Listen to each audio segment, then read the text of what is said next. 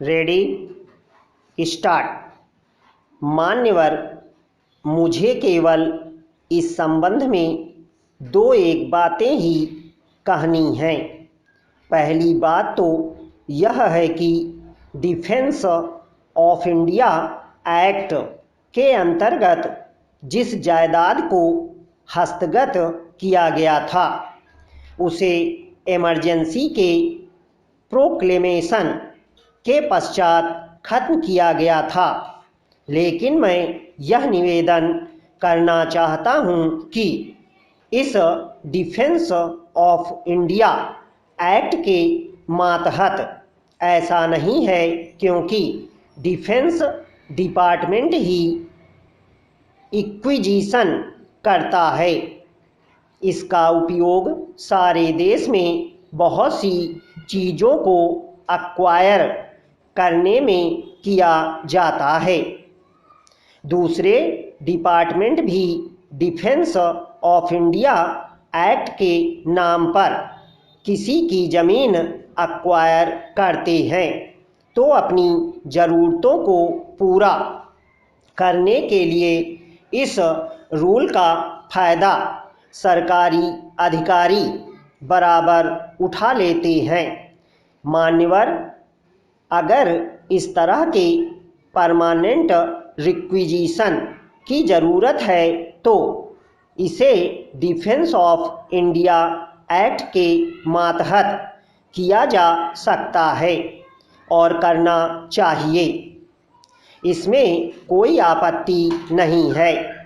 लेकिन अगर सरकार को किसी भवन, किसी भूमि, किसी आहत या किसी गोदाम की आवश्यकता है स्थायी रूप से, तो सरकार उसकी एक्वायर कर सकती है, उसको उचित मुआवजा दे सकती है।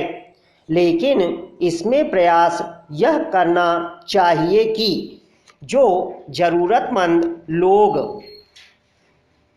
हैं, अगर वह उस मकान को चाहते हैं तो वह उसको वापस हो जाए। जो उसका मूल्य उसे दिया जाता है या किराया दिया जाता है वह बहुत कम दिया जाता है, मार्केट रेट के मुताबिक नहीं दिया जाता है, उसमें बहुत धांधली होती है। सब चीज़ें मंत्री स्तर पर नहीं हुआ करती हैं। छोटे अधिकारी आदेश देते हैं, फिर उनको वह किराया भी देते हैं। इसलिए मेरा सुझाव इस बारे में यह है कि जहां सुरक्षा के लिए किसी चीज़ की आवश्यकता होती है वहां उसको परमानेंट रखना चाहिए और इसी आधार पर उसका इक्विजिशन होना चाहिए। लेकिन हो यह रहा है कि इस एक्ट का लाभ उठाकर एक चीज़ ले ली गई तो वह बराबर सरकारी कब्जे में पड़ी रहती है, वह उसका कोई दूसरा उपयोग भी नहीं कर पाते हैं। श्रीमान कंटोनमेंट एरिया के अंतर्गत रहने वाले बहुत से नागरिक हैं, उनके मकान बनते हैं, उन मकानों को भी कभी डिफेंस डिपार्टमेंट ले लेता है। ज़मीन उनकी वहाँ यूं ही खाली पड़ी रहती है।